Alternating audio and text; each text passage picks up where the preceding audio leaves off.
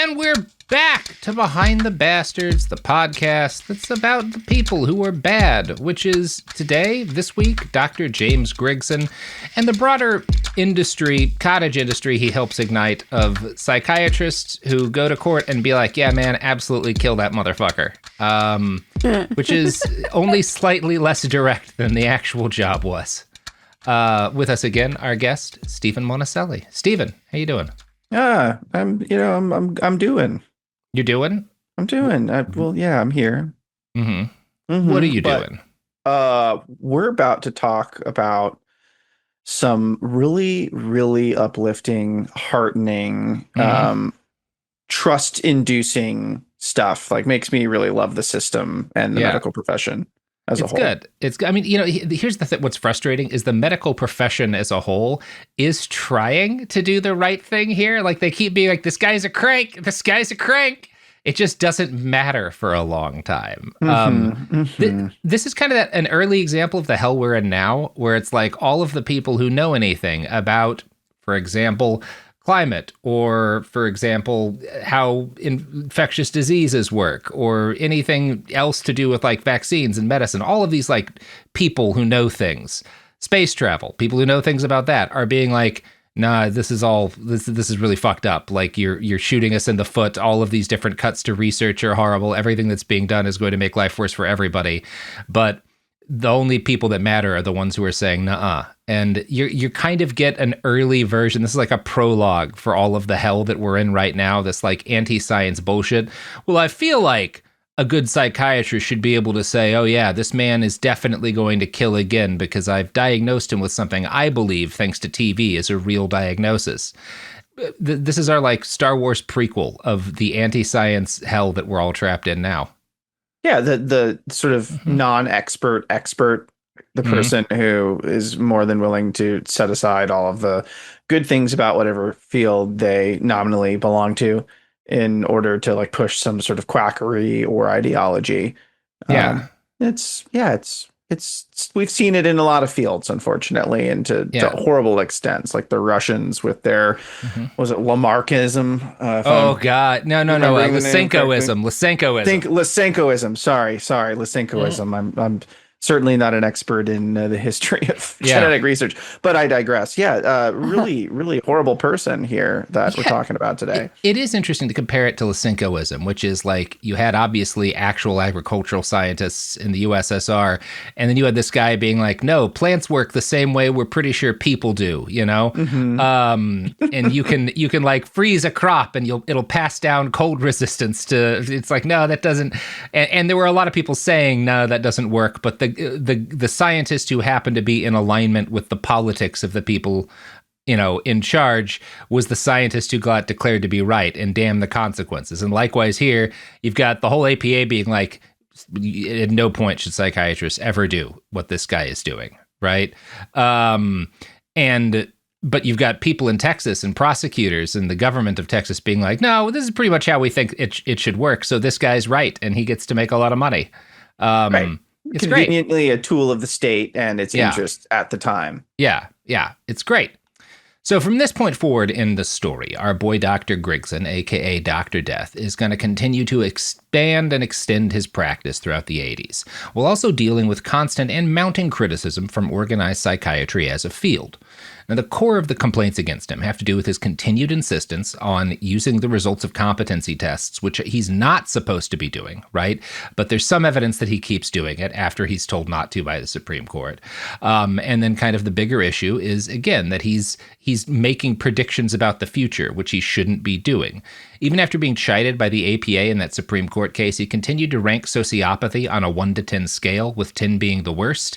And as noted in an article by the Death Penalty Information Center, he would regularly rank people higher than 10. Like the 1 through 10 seemed to be like mostly pointless because he would always go above 10, right? And up to 12, 13, and even 14, which is just like, again, like if you're going to go above 10 on a 1 to 10, you just say like, oh, he's an 11, like a 14. So why even have a 1 to 10 scale if someone can be that high above it? What are you doing? Like, why even introduce that idea from the beginning? I promise I'm not going to beat on that the whole time. It's just very frustrating to me. Now, these numbers are, again, infuriating if you know anything about psychiatry or probability, but they get even more sickening when you dig into the actual stories of the people that Dr. Griggsson diagnosed as 100% sociopaths who would 100% kill again. He is often saying a 99% chance they'll kill again. Sometimes he says 100% chance they'll kill again, right? And we know that in a lot of cases he was objectively wrong. And because we have examples like, and this is probably the most prominent case of him being wrong, the tale of Randall Adams. In 1977, Adams was convicted of the murder of a Dallas, Texas police officer, Robert Wood. Officer Wood was shot to death in late 1976, the same year that Texas finally established its new rules for deciding death penalty cases. Now, we know who the actual shooter was. It was a guy named David Harris who framed Randall Adams to avoid being convicted of the crime. Adams's conviction relied heavily on testimony from 3 witnesses who were illegally hidden from the defense until they showed up in court. And said testimony we also know was at least partially perjured. So not only did the defense hide these witnesses when they shouldn't have, but the witnesses were coaxed and bribed into giving false testimony. And we know this, right? So we're already starting with crimes on the part of the prosecution in this case. Now, that begs the question, why are the police and why is the prosecutor so gung-ho to go after a guy with evidence they know, like that they know they're having to cook up, right? That they know isn't true. And you would assume, just knowing cops, it's because, like, you know, police just for whatever reason decided this was the guy. And we're like, well, we can just kind of coax the truth into making sure that we are able to, like, make a stronger case. And the prosecutor went along with it, right? That's actually not what happened. So what's really going on here is that David Harris, the guy who actually kills this person in this robbery gone wrong, is 16 years old, right?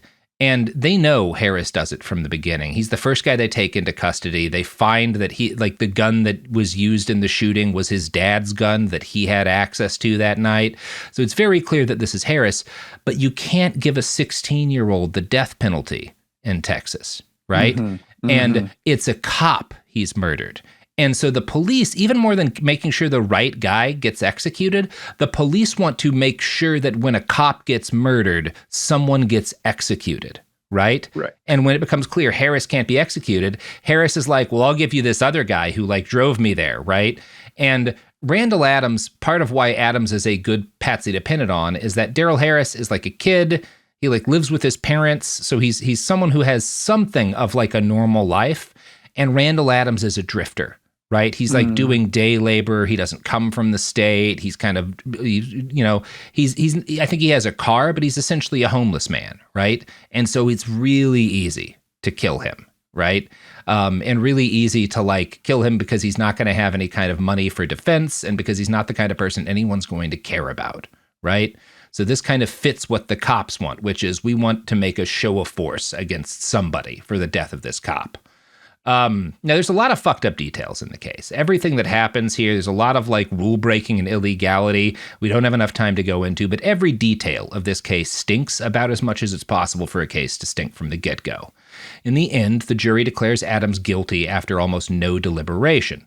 And as you know, because we've done our little clinic on how the Texas death penalty worked, the next step is they have to decide, should this man die, right? And this always comes down to, will he commit another violent crime if we leave him alive?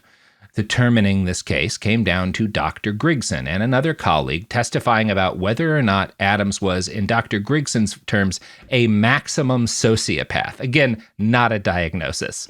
But Griggsson testified that Randall would 100% kill again if left alive. Adams, he insisted, was an extreme sociopath, so he can't even keep his terms straight. Adams is sentenced to die in 1979. And the years tick by agonizingly, you know, he's from this court case, until 3 days before his execution. The U.S. Supreme Court stays it, right? They give him a stay of execution because Justice Lewis Powell writes that there is grave concern regarding potential jurors in the case who were excluded for being anti-death penalty, even though they'd promised to follow Texas law if appointed, right? So that's the whole thing that saves his life initially, is that there's an appeal based on like jurors who weren't pro death penalty were excluded illegally from service, right? And so that's the only reason he's saved initially. It has nothing to do with his innocence, nothing to do with other aspects of the case. It's just this issue with the jury. Now, by rights, because this has been found by the Supreme Court, Adams should have gotten a new trial. Right? It's been determined that his trial was like not valid because the rules were broken here, enough that they stayed his execution. You should have a new trial. But the Dallas DA at the time, Henry Wade, and does that name sound familiar to you, Henry Wade? Yeah, we talked about him. I'm pretty sure Dr. Phillips and I on one of the episodes on It Could Happen here. Yeah. He's the Wade from Roe v. Wade, right? Like that's the and he's on the bad side of the case, right? Yeah. So Dr. Wade, or Henry Wade, not Dr. Wade, the DA comes in and he's like, we don't need to give this guy a new trial. It would be a waste of money, right? And it'll be a waste of money because I'm going to have the governor commute Adams' sentence to life in prison, right? So he's not going to get killed anymore. So why do we care about giving him a new trial, right? So Adams's people are still like, we want a new trial because he's innocent and he doesn't want to spend the rest of his life in prison. But a Texas Criminal Court of Appeals insists that, like, well, now that he's not going to be executed, there's no longer any error in the case, so it's fine, right? Because, you know, those jurors were just being excluded because of their opinion on the death penalty. No death penalty, everything's good here. So that's what the Court of Appeals decides. God, come on. And so Adams, a man everyone knows has been railroaded into a guilty verdict, a lot of this is out now, and had been nearly executed due to a crooked case, seemed set to spend the rest of his life behind bars. And this is the case that he stays in until March of 1985. And the reason why he gets another shot and ultimately, thank God, I'm going to spoil it a little bit, gets freed is because of, we can thank documentarian Errol Morris. So Errol Morris is paying attention during that 1983 Supreme Court case against Dr. Griggsson. And he's like, this seems really fucked up. Like this Dr. Death guy seems like a real asshole who's killing a shitload of people. I wonder if we can do anything about that, you know, me being literally Errol Morris. So he starts working on a documentary that's initially supposed to be primarily about Dr. Griggsson. And the documentary that comes out is called The Thin Blue Line, right? If you've heard of that, like that is the documentary that he makes about this case ultimately. So Morris starts working on this case, and that obviously brings a lot of attention to it, and you know he's able to put some resources behind it. And to talk about what happened next, I'm going to quote from an article by the Center on Wrongful Convictions at Northwestern University. Morris's intent had not been to question the guilt of defendants in whose cases Griggsson had testified, but only to question his psychiatric conclusions. When Morris met Adams, the focus of the project changed. Morris learned from Randy Schaefer, a volunteer Houston lawyer who had been working on the case since 1982, that Harris had not led an exemplary life after helping to convict Adams.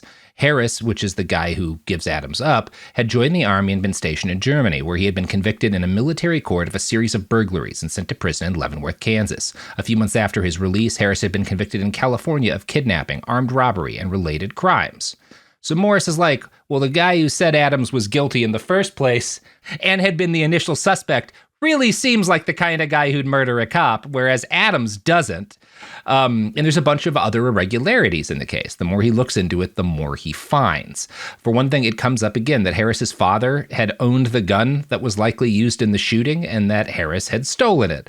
Now, this is all looking pretty bad, but what comes up next is even worse. And I'm going to continue quoting from that article. Morris and Schaefer discovered that Officer Turco, who's one of the officer that survives, her partner is killed, and she testifies about the murder, that Officer Turco had been hypnotized during the investigation and initially had acknowledged that she had not seen the killer, facts that the prosecution had illegally withheld from the defense. Morris and Schaefer also found that robbery charges against the daughter of eyewitness Emily Miller had been dropped after Miller agreed to testify Adams as Woods' killer. The new information, coupled with the fact that Miller initially had described the killer as Mexican or African American, became the basis for a new trial motion, right? So they find all this shit is fucked up, and like there's not really any evidence whatsoever that ties Adams to the murder. And ultimately, you know, there's a new trial motion. The case becomes a major cornerstone for the Death Row Innocence Project, like movement, right? For the people who are trying to, especially as forensic science is advancing and we've got DNA now, trying to look at a lot of these people who are definitely innocent and get them off death row, get them out of prison.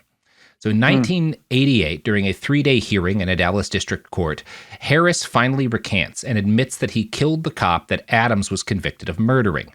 The judge in that case recommends a new trial for Adams and that Adams be paroled immediately in the meantime.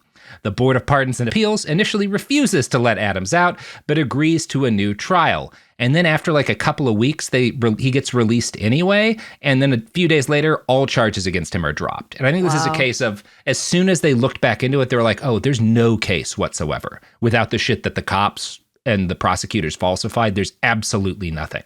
Like, we can't even give him a new trial. Like, there's not enough to even try and accuse him of here. It's ridiculous. Yeah. I mean, it's good, right? This is an innocent man gets out of prison, right? After having his life saved. Ridiculous that it got that far, had to get to that point. Yeah. So it's a major win, obviously. Randall Adams and everyone who believed in his innocence, scratch up a W. But this represents a serious problem for Dr. Griggsson because he had guaranteed in court that this man was an incurable sociopath who would 100% kill again. So people start asking him, like, hey, you said this innocent guy was definitely a sociopath. Were you wrong? This is part of why I love that Vanity Fair piece where Rosenbaum spent like weeks traveling with Dr. Death because, this is written in 1990, but it's during a period of time in which he keeps getting questioned about Adams because Adams is just like freed in 88. So Griggsson is still testifying constantly and defense attorneys are using this against him. Unfortunately, it's less successful at hurting his testimony than you might imagine. Now, this part in that Vanity Fair article comes after Griggsson has just testified in one of 3 death penalty cases he's doing in like a long weekend with the goal of getting 3 people killed, right? He's trying to kill the most people that he's ever killed in his career in the shortest period of time. Like, that's what this article is about. He's got like 3 cases in a couple of days. He's like, can I break my record of, getting people executed by the state? So during one of these cases, he's testifying and the defense attorney asks, do you recall the Randall Dale Adams case? The doctor nodded warily and said, I recall it well, yes, sir. Are you as sure about this defendant as you were when you declared Randall Dale Adams was guilty and would kill again? Again, the courtroom tensed up. Even out on the prairie, the papers had reported on the Adams case. Looking totally unperturbed, the doctor said dramatically, those people that were involved in the case know that he is guilty. I examined Mr. Adams. There is no question in my mind, as well as the mind of the jury who convicted him, that he is guilty. And did you say of Randall Adams that he will continue his previous behavior?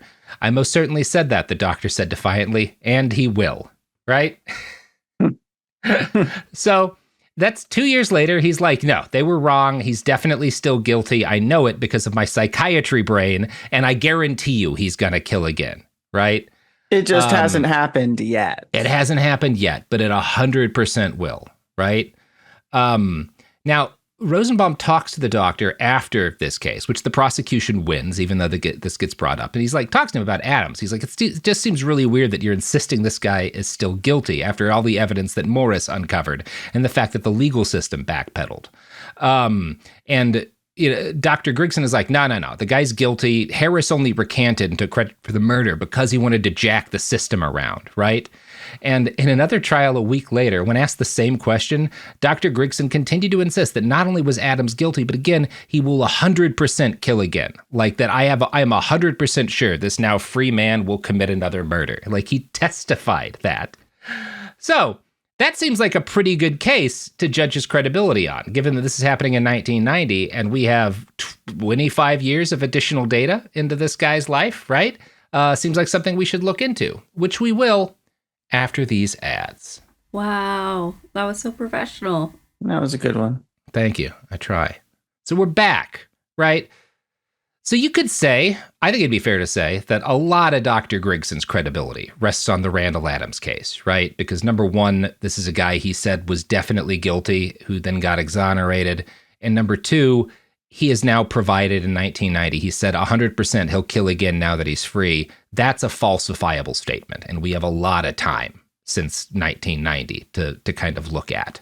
And about 14 years after he made that statement in 2004, there was a study. I found an article about it based on the study by the Texas Defender Service into the records of 155 convicted killers to determine how often they actually engaged in violent behavior post-conviction and what Dr. Griggsson and other experts had predicted they would do, right? So these guys are looking into like, what can we actually tell based on the predictions made about these convicted killers and what they actually did, how accurate these predictions were. Right? So, that's good. Now I'm going to quote from that now.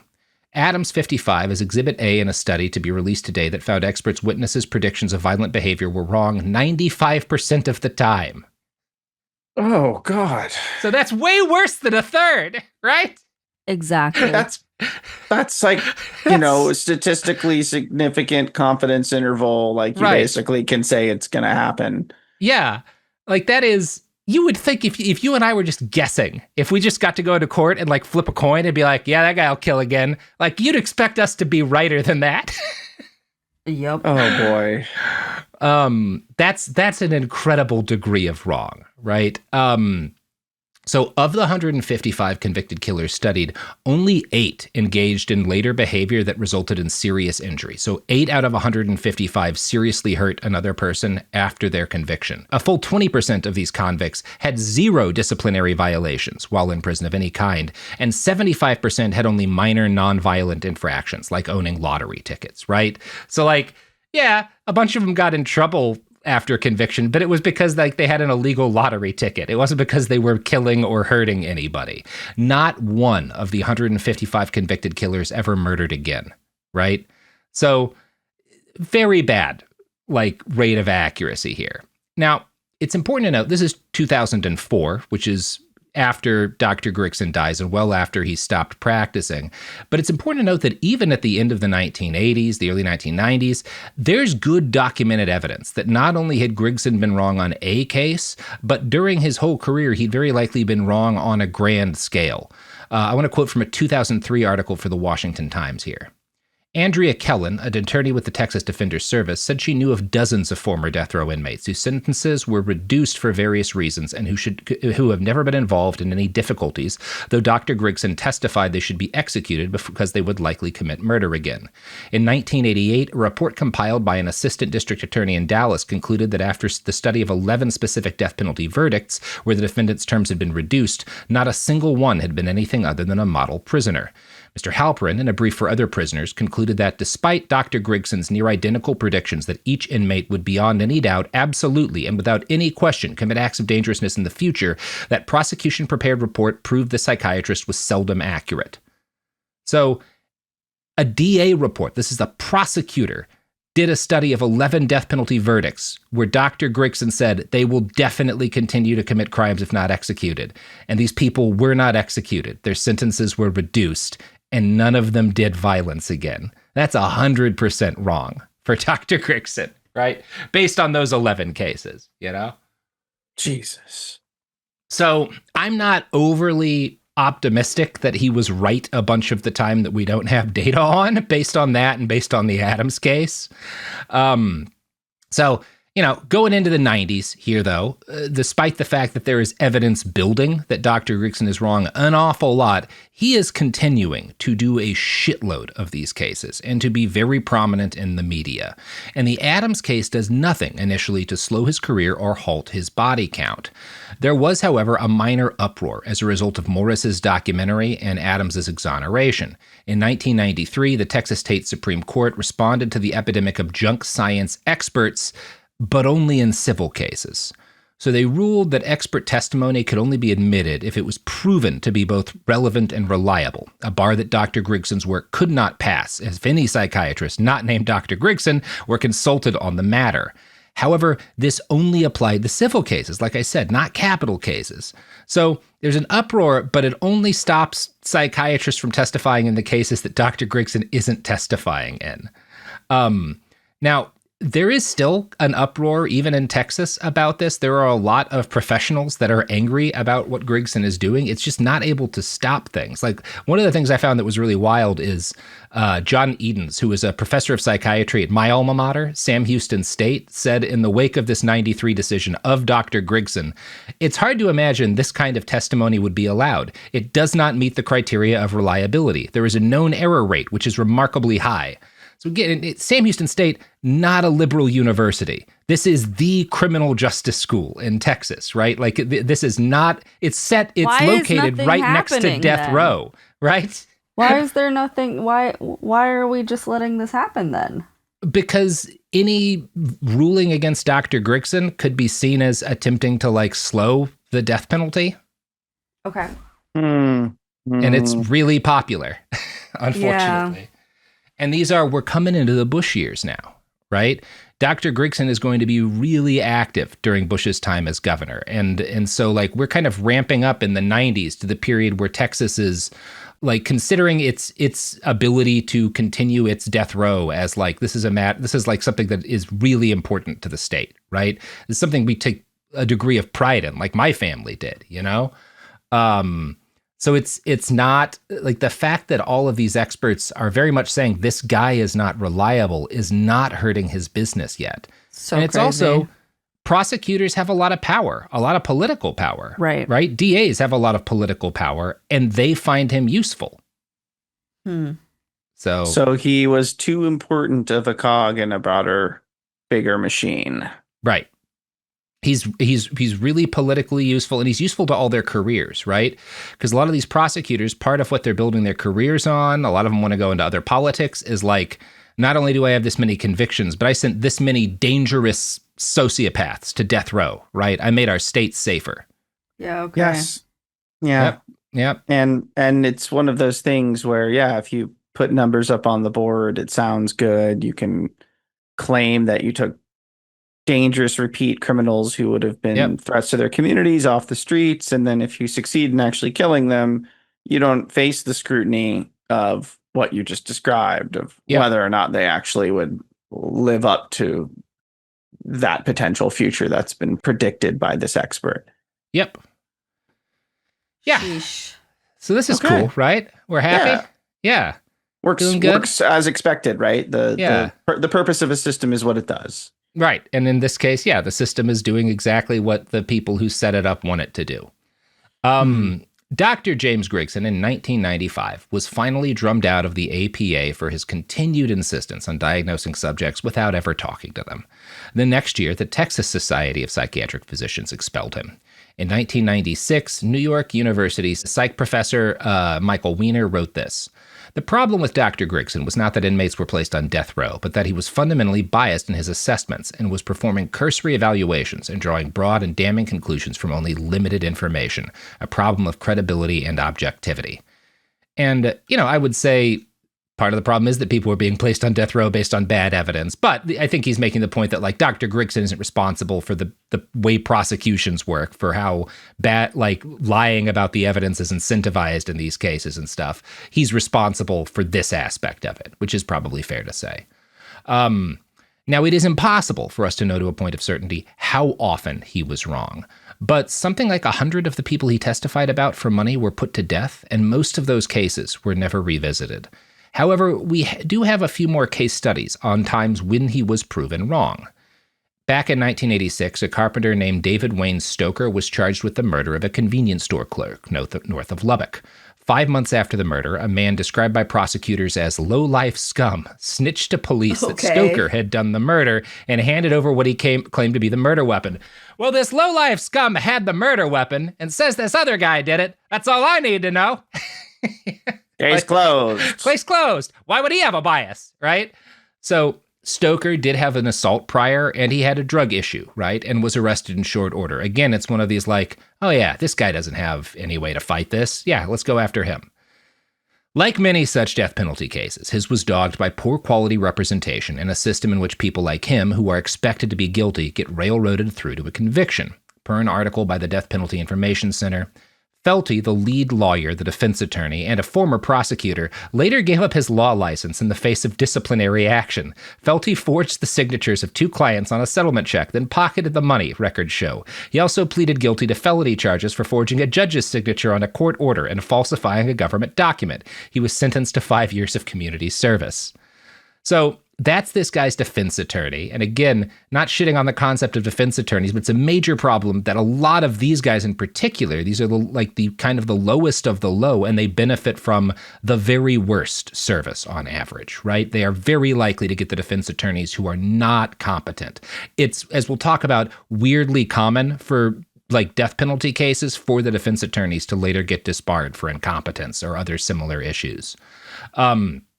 The guy who had snitched on Stoker claimed in court to not have been given anything for his testimony, that just like, I wanted the truth to come out. I didn't get any kind of special deal. But the day he testified, charges he had for drug possession and for like possession of a firearm illegally in the next county over were dropped, and he received $1,000 from Crime Stoppers as a reward for turning this guy in. And further documents made it clear that there had been a written quid pro quo with the DA. For one thing, that county didn't have a Crime Stoppers program until it was started for this by the DA, and the check was sent to him by an investigator for the DA's office. Lovely stuff. Not bribery, though. Not bribery. No, not picking cases that you think can win, even if it might not be the right guy. And certainly no shenanigans or bribery with regard to acquiring potentially suspect testimony or evidence. Absolutely not. No, that would be unethical. There's no gambling in this casino. That's crazy. In this casino. So there's much more that reeks about this case, but things really got nasty once Dr. Griggsson entered the arena. Quote, during sentencing, the prosecutor called Dr. James P. Griggsson, the psychiatrist nicknamed Dr. Death. Though Griggsson never examined Stoker, he testified Stoker was a sociopath who would absolutely be violent again. With Stoker's life in the balance, Felty put on only one witness at sentencing, Stoker's mother. She testified briefly about the most superficial aspects of the Stoker family. Felty, who works as a supervisor at Home Depot, defended his work. When we went to trial, we were a hell of a lot better prepared than the DA's office, Felty said. So, not a lot of winner. He's not necessarily wrong because the DA's just lying and bribing somebody, but also when your lawyer gets disbarred for felonies and winds up working at a Home Depot, that's not a great sign in terms of the quality of representation you received. Yeah, that's the look at my lawyer dog meme. Look at my lawyer dog, I'm getting executed. Yeah, unfortunately. Mm-hmm. That is just such beautiful shade on that article, too. It's just noting that he's working at Home Depot now. Almost kind of unnecessary, except for the point they're trying to make here. But it's good color. It is good color. Now, unfortunately, unlike Adams's story, this story does not end with an 11th hour stay of execution and eventual exoneration. Stoker was executed in 1997 during George W. Bush's governorship, when he pushed Texas to execute inmates at a rate not before seen in modern times. Even within the ranks of Bush appointees, though, the Stoker case was looked at as egregious. Thomas Moss had been appointed by the governor to the Board of Pardons and Paroles, and he voted to give Stoker clemency. That he only did this twice in his entire career, and once was with Stoker, because he was like, yeah, this is just too messy a case. This is, a lot kept coming out. The local police chief eventually testified that no, the Crime Stoppers group wasn't real. We founded it expressly for this purpose, basically. A DA's investigator made the payment. And as this stuff came to light, eventually, the local sheriff testified that there was no direct tie between Stoker and the crime he'd been executed for committing. Now, had Stoker been put under life imprisonment, had his execution basically commuted, right, but kept given life imprisonment at this point, he likely would have lived long enough to get retried, right? That probably would have happened eventually because there was just enough good evidence on his side of things for this. But Dr. Griggsson helped to ensure that this could not happen, right? By testifying he would definitely kill again.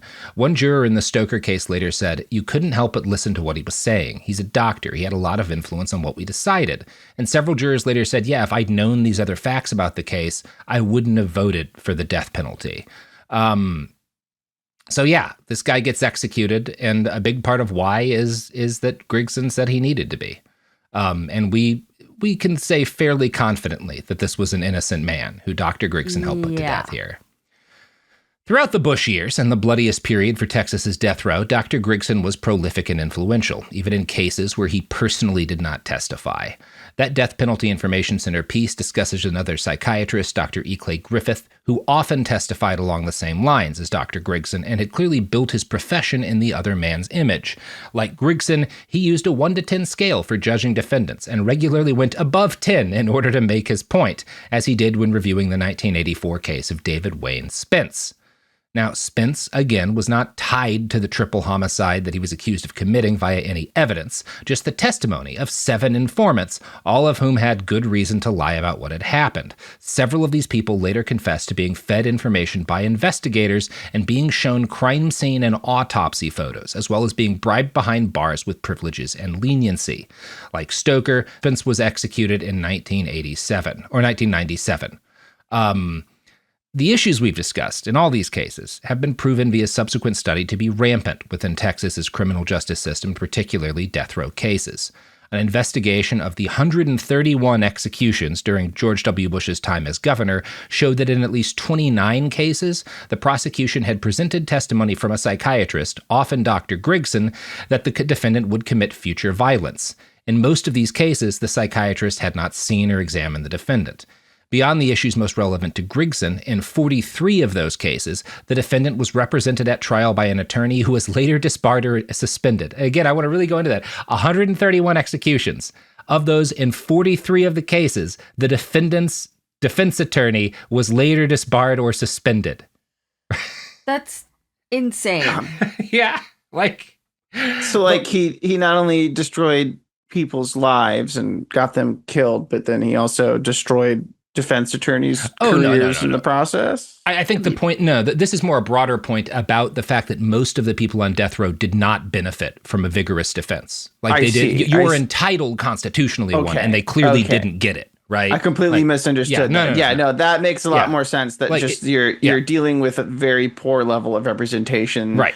Where it is clearly falling underneath the bar time and time again at a very large scale. Okay. And part of the problem is that because in so many of these cases, at least 29, Dr. Griggsson and others are testifying, you don't have these kind of checked out defense attorneys don't have the wherewithal and often don't have the funding to properly counter the expert that the prosecution has brought up, right? Course.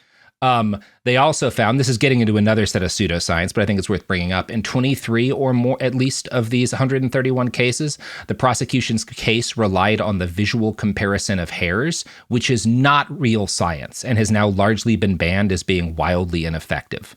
One study of 62 convictions that were later cleared by DNA evidence found that in at least 18 of those cases, prosecutors had used hair analysis to get the initial conviction. And this brings me to an important point, which is that while Dr. Griggsson is the most colorful of these experts testifying in favor of the death penalty during this golden age of executing people in Texas, he was not the only or the most obviously fraudulent one. In their review of the role fake forensic experts play in these cases, the Death Penalty Information Center also cited the case of Charles Lynch. Now, this is an expert hair analysis guy, right? And his expert hair comparison analysis was used in the cases of 2 people who were executed under Bush. So he helps with 2 executions as a result of matching hairs. And this is not a DNA match. I really need to emphasize that. He's looking at hairs and saying, oh yeah, these hairs come from that guy, right? Like that's what he's literally doing. So I just have to bring up, I have to bring up this one bit that seems somewhat relevant to how much of a shit show Texas court systems and criminal law has been for some time. It wasn't until the past 5 years or so, I'm trying to remember the exact year, but very recently that hypnosis as a tool for testimony and in criminal investigations was banned. So many people got convicted with that as a factor. Yes. Someone allowed hypnotists to come in and then do hypnosis as if it were a legitimate, repeatable scientific approach for acquiring legitimate testimony or uncovering forgotten memories or whatever that is being used for. So I mean, that was recently. That was in this century, not last century. No, it took a shocking amount of time for us to be like, no, we shouldn't be doing this. I mean, when did the FBI stop doing that fucking gene pattern thing? Where like that FBI fucking shit. As we've talked about it, forensic science is rife with bastardy. But I want to talk about Charles Lynch a little more. I want to read another quote from that Death Penalty Information Center piece because it's so funny. Again, this guy's hair analysis is used in the case to execute 2 people. The Dallas Morning News reported that Lynch had been committed in 1994 to a psychiatric ward due to concerns about his depression and drinking. Lynch was considered a danger to himself and others, but he was temporarily released to provide incriminating hair analysis testimony against Kenneth McDuff, who was executed in 1998. The prosecution did not disclose Lynch's status to the defense, even though Lynch's residence in the psychiatric ward might have been used to challenge his credibility. It's incredible. I don't want to... I got people who, wind up in a psychiatric ward. That doesn't mean they can never do a serious job again. But if you probably shouldn't be releasing someone from a ward to testify and then putting them back in because they're a danger to themselves and others, but they can definitely testify this guy needs to fry, right? That seems like a stretch. And listen, you gotta do what you gotta do. Yeah. You gotta do what you gotta do. Yeah, get this guy out. We can't let this guy have his own like fucking butter knife, but let him tell this jury that a man needs to die. Like, holy shit. Insane. That's nuts. That's like, wild. Just coming across that story like, wow, it really was the wild ass West for a while, huh? You could get away with anything. Boy, howdy. Kind of still can. Kind of still can, yeah.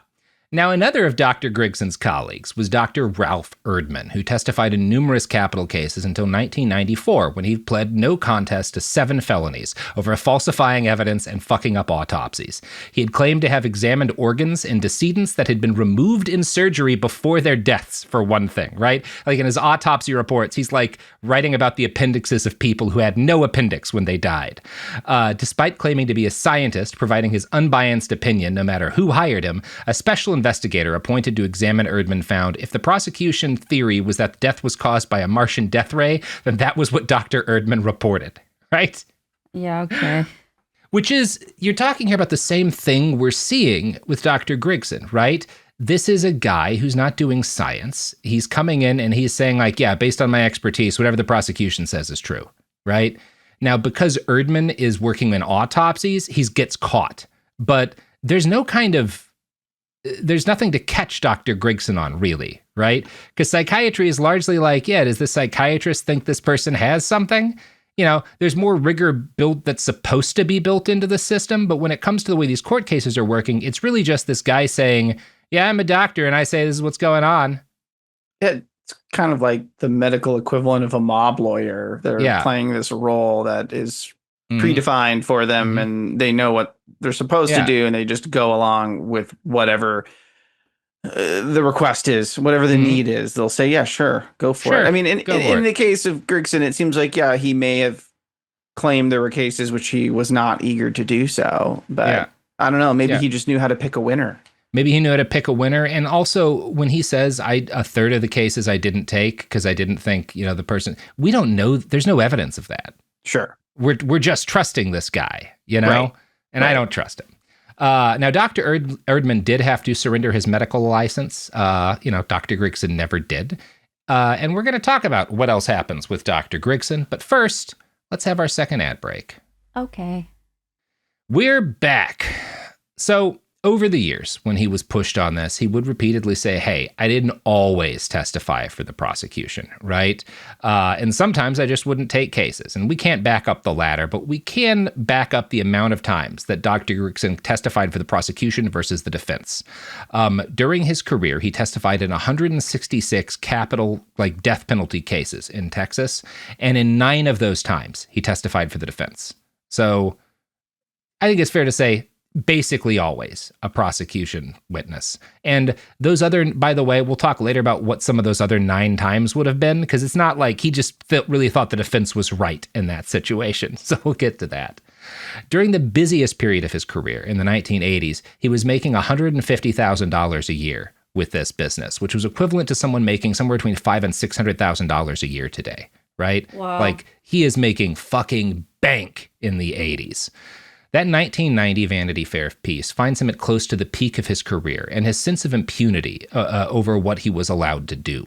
In thousands of words of recorded conversations, he refers to his colleagues in psychiatry as liberal fools and seems to take a great degree of joy and like righteous pleasure in getting people executed. His stated goal to the journalist in that article is that he wants to execute like 3 people in 3 days, basically, something like that, and break his personal record for most death penalty convictions scored in a short window of time. One of these cases was the case of Gayland Bradford, who definitely shot and killed a security guard during a robbery. This is recorded on video. There's not doubt about whether or not he committed a murder. But once he was in bars, the jail tested his IQ and found it to be 68. The defense psychologist who examined him said it was 75. Either of those, and again, I have my issues with IQ, but this isn't the place to really bring it up. The point is that based on the way the system works, either of those findings could be low enough to count as diminished capacity and spare him the death penalty, right? Both of those are potentially low enough to do so. For sure. So during a dinner after winning his first 2 cases, but before the Bradford case, this is like the night before he testifies in this guy's case, Dr. Griggsson, while hanging out with Rosenbaum, that journalist, gets hammered. He has like 4 martinis in an hour, like celebrating that he's gotten 2 people killed. And then he winds up hungover in court the next morning. And he kind of fucks up his testimony in the Bradford case a little, because he doesn't just say Bradford is a sociopath, but he also insists he's of normal intelligence. I can tell. He wasn't being asked this, but he's like, I know he's of normal intelligence. And I'll guarantee you he's killed more than once. We just didn't catch him, right? Wow. And then he tells the jury, based on nothing, literally nothing, Gayland Bradford is one of the most dangerous killers I've ever examined or come into contact with, right? And again, there's not any evidence of this, and he certainly did not do anything that would allow him to determine whether or not this guy was competent to stand trial. He just does not do that work. And in this one instance, the defense attorney calls him out on it. And questions like, well, based on what aspects of Dr. Bradford's personality, since you have not talked to him, have you concluded all of this? That he killed someone before and is hiding it? And Dr. Griggsson, ultimately the only specific thing he cites is that the guy has a weird haircut with a lightning bolt in it. And the defense attorney, I know, first off, holy shit. Like, the defense attorney, Paul Broccoli, responds, pretty good reason to kill him, right? And there's like this silence in the courtroom. I'm going to quote from that Vanity Fair piece. The doctor himself was speechless for a moment, something I'd never seen before. Then lamely, plaintively, he volunteered, well, I'd never seen a haircut like that. And Great medical science. Did you say the defense attorney's name was Paul Broccoli? Yeah, Brauchle. Okay. I don't know how else it would be pronounced. Okay, if I had a different spelling in my head, it's still really funny to think. Brockle, maybe? I don't know. I'm calling it broccoli. Go broccoli. Yeah, I'm going with broccoli. For the justification to be, this guy looks fucking weird. Look at his I don't fucked like up hair. him. Yeah, he's definitely criminally insane. Yeah. Wow. Now, the bad news is, again, this guy still gets convicted. James Griggsson in no way pays for his crimes. The best I can say is that his career does take a hit in the late 1990s, in part as the result of the fallout from the Adams case, and in part out of the fact that he has now been drummed out of every professional organization in his field. Now, another reason why he stops testifying as often is that some of the savvier Texas defense attorneys develop a strategy for mitigating the harm he could cause. Per an article by Mike Tolson for the Houston Chronicle, defense attorneys, fearful of the effect of Griggson's testimony, began to call him and discuss their clients, with the result being that Griggsson could not be hired by the state in those cases. I love this shit. Like, well, look, if this guy's talked about this case before being brought on, he can't testify, so let's just call him and talk about it, and then we know he's fucked. It's very funny stuff. Griggsson eventually figures out what's going on, and he gets angry because this is costing him money. So several defense attorneys agree to hey, what if we just pay you as a consultant as soon as we think you have a case you might get involved in? And that way you don't have to do anything. You're not going to actually testify. You're not going to do any work for the defense usually. But once we're hiring you, the prosecution can't hire you, right? And he's okay with this because he's still getting paid. Wow. This snowballs into prosecutors adopting a similar tactic out of fear that he might show up and help the defense. So he starts getting hired to not work as long as one side can lock him down first. He spends kind of the latter chunk of his career doing this, not getting paid to not do his job.